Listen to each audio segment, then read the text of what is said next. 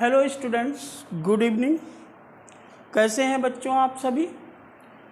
आज हम आपके लिए जो टॉपिक लाए हैं, बहुत से स्टूडेंट कहते हैं सर आवर्त सारणी तैयार नहीं होती।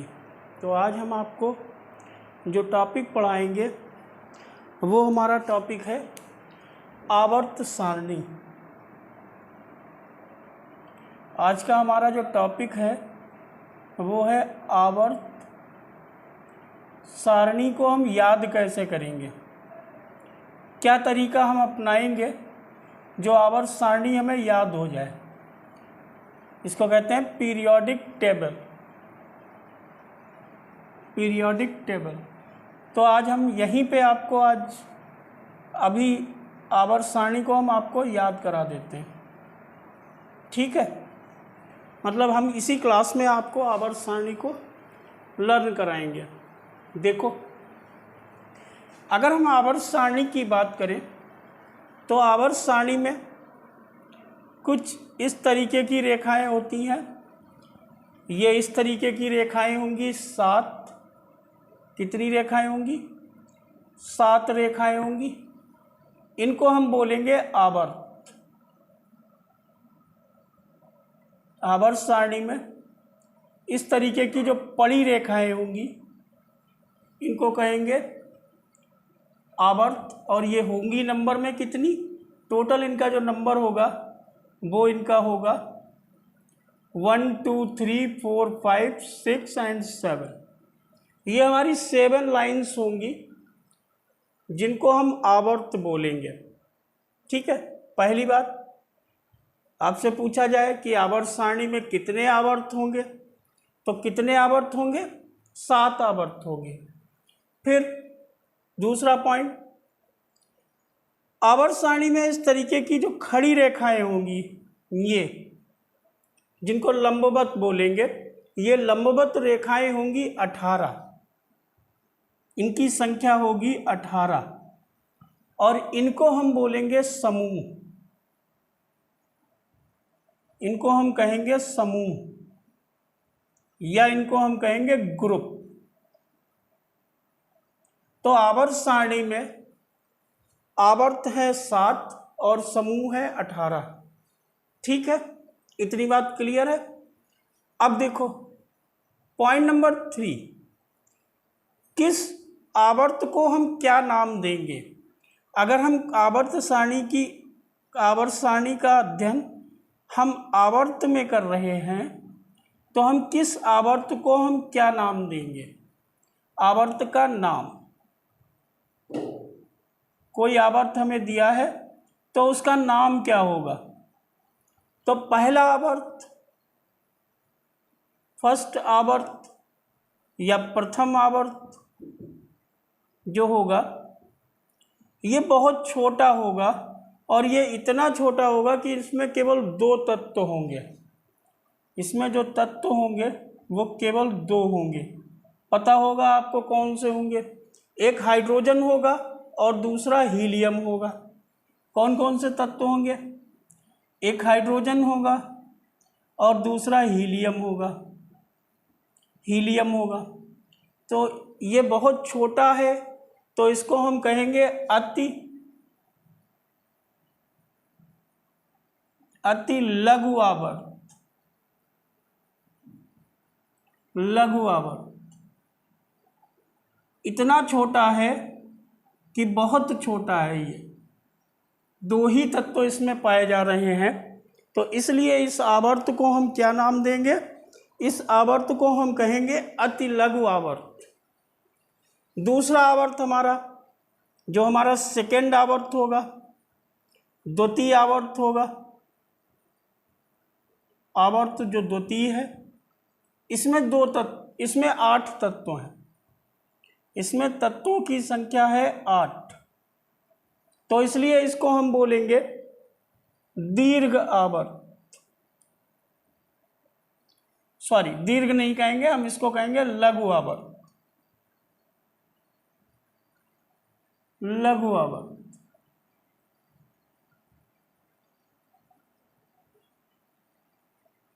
ठीक है। फिर इसके बाद हमारा जो तृतीय आवर्त होगा, तीसरा आवर्त, थर्ड आवर्त, इसमें भी तत्व कितने होंगे? 8 तत्व होंगे, तो इसको भी हम कहेंगे लघु आवर्त। इसका भी हमारा नाम क्या होगा? लघु आवर्त। फिर आवर्त जो चौथा होगा, हमारा जो फोर्थ आवर्त होगा, इसमें तत्व होंगे 18। कितने तत्व होंगे? इसमें 18 तत्व होंगे, 18 तत्व होंगे। इसको हम बोलेंगे दीर्घ आवर्त। थोड़ा बड़ा है ये, इसमें तत्वों की संख्या ज़्यादा है, तो इसको हम क्या बोलेंगे? दीर्घ आवर्त। इसका नाम होगा दीर्घ आवर्त। इसके बाद में आवर्त हमारा जो पांचवा होगा, इसमें भी 18 ही तत्व होंगे। पांचवें आवर्त में तत्वों की संख्या होगी 18, 18 तत्व होंगे। तो इसको भी जो हम नाम देंगे, हम इसको कहेंगे दीर्घ आवर्त। इसको भी हम जो नाम देंगे, उसमें हम इसको बोलेंगे दीर्घ आवर्त। ठीक है। अब हमारा जो 6 आवर्त होगा, छठा आवर्त जो होगा, आवर्त संख्या 6, आवर्त संख्या 6, इसमें 18 तत्व होंगे? नहीं, इसमें तत्व होंगे 32। कितने होंगे? 32 तत्व होंगे। और इसको हम कहेंगे अति दीर्घ आवर्त। अति का मतलब बहुत ज़्यादा, और दीर्घ का मतलब होता है बड़ा आवर्त। तो इसको हम बोलेंगे अति दीर्घ आवर्त। ठीक है। अब हमारे पास बचा 7वां आवर्त। तो हमारा जो 7वां आवर्त होगा, 7th आवर्त होगा, वो पूरा नहीं होगा, तो उसको हम बोल देंगे अपूर्ण आवर्त। ये आवर्त हमारा अपूर्ण आवर्त कहलाएगा। इसको हम कहेंगे अपूर्ण आवर्त। पूरा नहीं होगा ये, क्योंकि इसके जो तत्व हैं वो अभी पूरी तरीके से मिले नहीं हैं। हालांकि कुछ तत्व मिल गए हैं और उनको रख भी दिया गया है, तो इस आवर्त को हम नाम देंगे अपूर्ण आवर्त। ठीक है। तो हमने आपको क्या बताया? हमने कहा जो क्षैतिज रेखाएं होती हैं आवर्त सारणी में, उनको हम आवर्त कहते हैं। और अगर हम देखें आवर्तों की संख्या कितनी होती है, तो आवर्त हमारे होते हैं 7। हमारे टोटल आवर्तों की संख्या होती है, कितनी होती है? 7 आवर्त होते हैं। इसमें हमारा जो प्रथम आवर्त है, उसमें 2 तत्व हैं, उसको बोलेंगे अतिलघु आवर्त। दूसरा आवर्त हमारा है जिसमें 8 तत्व हैं, इसको हम कहेंगे लघु आवर्त। इसके बाद तीसरा आवर्त हमारा है, इसमें 8 तत्व हैं, इसको भी लघु आवर्त कहेंगे। चौथे को हम कहेंगे जिसमें 18 तत्व हैं, इसको हम दीर्घ आवर्त कहते हैं।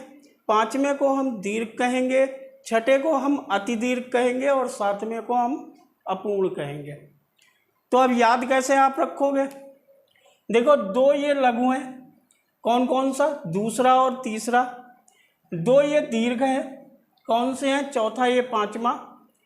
छठा वाला अति है और पहला वाला अति है। पहला वाला अति लघु है और छठा वाला अति दीर्घ है, और 7वां आपका अपूर्ण हो गया। ठीक। तो ये हमारा क्लियर हो गया कितने आवर्त हमारे पास मौजूद है। ठीक है। अब हम क्या करेंगे? अब हम यहाँ पे देखेंगे कि हमारे पास समूह कितने हैं और समूह को हम किस तरीके से विभाजित करेंगे। तो अब हम समूह की स्थिति देख लेते हैं। देखिए, अब हम देखते हैं समूह की स्थिति। समूह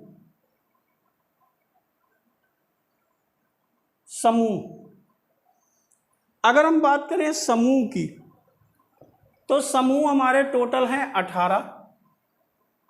कितने समूह हैं? ये 18 समूह हैं। इसमें हमारा पहला समूह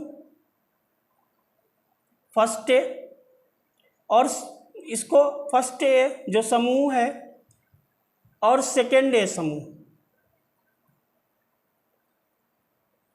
इनको हम एक ब्लॉक में डिवाइड करेंगे और इनको बोलेंगे एस ब्लॉक। एस ब्लॉक ये ब्लॉक में विभाजित है। इसके अलावा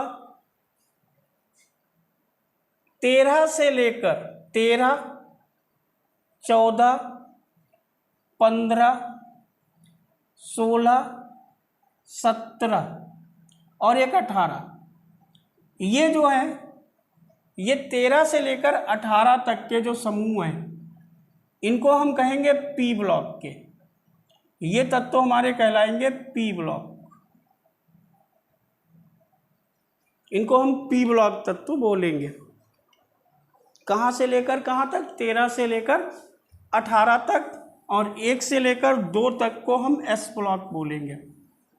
ठीक है। इसके अलावा हमारा 3 से लेकर 12 तक का जो समूह होगा, 3 से लेकर 12 तक, इनको हम कहेंगे डी ब्लॉक। D block. पहले हम इन 3 ब्लॉक की बात कर लेते हैं। कौन कौन से? एस ब्लॉक, पी ब्लॉक और डी ब्लॉक। आपसे पूछा जाता है कि एस ब्लॉक में कौन कौन से तत्व आते हैं, तो प्रथम ग्रुप और द्वितीय ग्रुप के जो तत्व हैं वो आपके एस ब्लॉक में आते हैं, जबकि 13, 14, 15, 16, 17 और 18 ये पी ब्लॉक में आते हैं। ठीक है। डी ब्लॉक में 3 से लेकर 12 तक के तत्व आते हैं। ठीक। अब देखो किस समूह को हम क्या बोलेंगे। तो अगर हम पहले समूह की बात करें, फर्स्ट ए की, तो इनको हम कहते हैं क्षारीय धातुएं। इनको हम कहेंगे क्षारीय धातुएं। क्या नाम देंगे? क्षारीय धातुएं। हम सेकेंड ए की बात करें तो इसके जो जितने भी तत्व होंगे उनको हम कहेंगे क्षारीय मृदा धातुएं। क्षारीय मृदा धातुएं। मृदा धातुएं। ठीक है। प्रथम ग्रुप क्षारीय धातुओं का होगा, द्वितीय ग्रुप क्षारीय मृदा धातुओं का होगा। सम ब्लॉक कौन सा होगा? ये एस ब्लॉक में आएंगे और इनका ग्रुप प्रथम और द्वितीय ग्रुप होगा। इसके बाद हम बात करें पी ब्लॉक के तत्वों में किसको क्या कहेंगे। ठीक है। तो हम इसको इरेज करते हैं ऊपर से। अब देखो हम पी ब्लॉक की बात कर ले।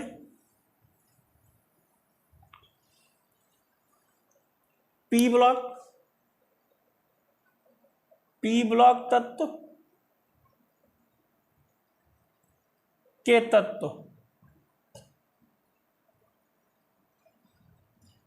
इसमें हमारा प्रथम समूह है 13वां समूह, 13th ग्रुप, 13th समूह। फिर इसके बाद 14th समूह, क्योंकि ये हमें नाम पहले से पता होने चाहिए। फिर ग्रुप आएगा हमारा 15th ग्रुप, 15वां समूह, 16वां समूह,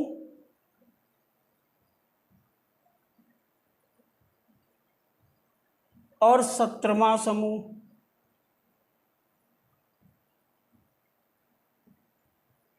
और आखिरी में आएगा अंत में 18वां समूह। ठीक है।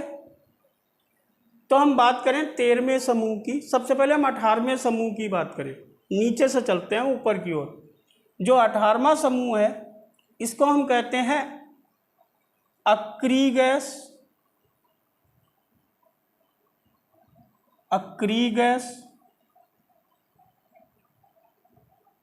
या इनको हम बोलेंगे अथवा इनको हम कहेंगे noble gas, noble gas, noble gas, अक्री गैस अथवा नोबल गैस ये कहेंगे। ठीक है। 17वें ग्रुप को हम कहते हैं हैलोजन, क्योंकि ये समुद्र में पैदा हुए सबसे पहले। हैलो का मतलब होता है समुद्र में, साल्ट लवण से बोलते हैं हैलो, और जन का मतलब होता है उत्पन्न होना। तो ये सबसे पहले समुद्री जल में देखे गए, तो उसी के आधार पर इनका नाम दे दिया गया हैलोजन, मतलब लवणीय जल में उत्पन्न होने वाले, अर्थात समुद्र में उत्पन्न होने वाले, इनको हम कहते हैं हैलोजन। इसके बाद 16वां ग्रुप जो है इसको क्या कहेंगे? इसको कहेंगे कैल्कोजन, कैल्कोजन। 15वें ग्रुप को हम कहेंगे निकोजन, निकोजन। और 14वां ग्रुप हमारा कहलाएगा कार्बन परिवार, कार्बन परिवार। क्या कहलाएगा? कार्बन परिवार। इसके बाद हमारा जो 13वां ग्रुप होगा इसको हम कहेंगे बोरान का परिवार, बोरान परिवार या बोरान फैमिली, बोरान, बोरान परिवार, ये हो गया। तो हमें यह पता चल गया कि 18वें ग्रुप को हम क्या कहते हैं? इसको हम कहते हैं अक्री गैस अथवा नोबल गैस। 17वें ग्रुप को हम बोलते हैं हैलोजन। 16वें ग्रुप को हम कहते हैं कैल्कोजन, और 15वें ग्रुप को हम निकोजन कहते हैं।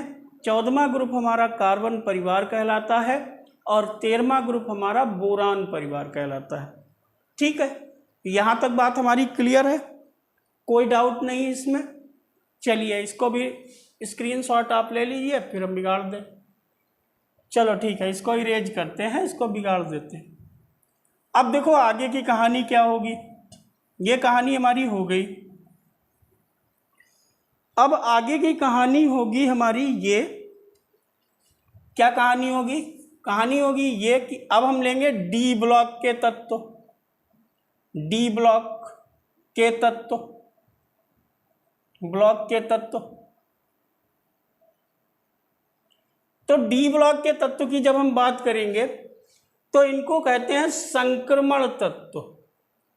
एक तो इनको हम कहेंगे संक्रमण तत्व, संक्रमण तत्व। दूसरा हम इनको कहेंगे ब्रिज एलिमेंट, ब्रिज तत्व। ब्रिज का मतलब होता है पुल। दूसरा हम इनको कहते हैं ब्रिज, ब्रिज एलिमेंट, या इनको हम बोलेंगे ब्रिज, पुल को कहते हैं पुल तत्व। ये ब्रिज एलिमेंट इसलिए कहे जाते हैं क्योंकि ये यस और पी के बीच में होते हैं। जैसे इधर आपका यस है, ये एस है, ये आपका पी है, तो ये बीच वाला जो होगा ये डी होगा। तो ये दो को जोड़ रहा है। पुल का काम क्या होता है? दो को जोड़ना। तो ये दो को जोड़ेगा, इसीलिए इनको हम संक्रमण तत्व या ब्रिज एलिमेंट भी कहते हैं। ठीक है, यहाँ तक कहानी हमारी क्लियर है? ओके। अब यहीं पे एक चीज़ और हम समझ लें कि अगर हम इनका इलेक्ट्रॉनिक विन्यास देखें तो ये होते हैं n-1 D1 से लेकर D9 D10 तक, ये होते हैं डी ब्लॉक एलिमेंट। इनको हम कहते हैं डी ब्लॉक तत्व, डी ब्लॉक तत्व। लेकिन संक्रमण तत्व कहाँ से कहाँ तक होंगे? संक्रमण के लिए ये जरूरी है कि उसका डी जो है, डी ऑर्बिटल जो है वो अपूर्ण हो। अब देखो D10 में तो वो फुल हो जाएगा, तो संक्रमण तत्व में इलेक्ट्रॉनिक कॉन्फ़िगरेशन क्या होगा? n-1 D1 से लेकर 9 तक। D10 इसमें हम शामिल नहीं करेंगे। क्यों? क्योंकि संक्रमण तत्व वही होते हैं जिनकी d ऑर्बिटल अपूर्ण होती है। मतलब संक्रमण तत्व के लिए क्या जरूरी है, इसके लिए जरूरी है कि d ऑर्बिटल ये आपकी अपूर्ण हो। कैसी हो, अपूर्ण हो, पूरी भरी ना हो। मतलब d में क्या हो, सॉरी ऑर्बिटल ऐसे लिख लो, चलो ऑर्बिटल ये लिखे दे रहे हैं ऑर्बिटल, ठीक है, ऐसे लिखो ऑर्बिटल, ठीक है। ये आपकी अपूर्ण होनी चाहिए, मतलब d में कितने इलेक्ट्रॉन हो, 1 से लेकर 9 तक, ठीक है। तो इसका मतलब हुआ आपका Zn, Hg और Cn ये d10 होते हैं। ये भी d10 होगा, ये भी d10 होगा और ये भी d10 होगा, ये भी आपका d10 होगा। इसमें 10 इलेक्ट्रॉन होंगे d में, आगे बताएंगे कैसे होंगे, क्योंकि जब हम आपको d एंड f पढ़ाएंगे तो हम ये बताएंगे क्या क्या इसमें होता है। यहाँ पे आपको बहुत सिंपल सी बात जाननी है, ठीक है। तो ये आपके क्या होंगे, ये d ब्लॉक के तत्व तो होंगे,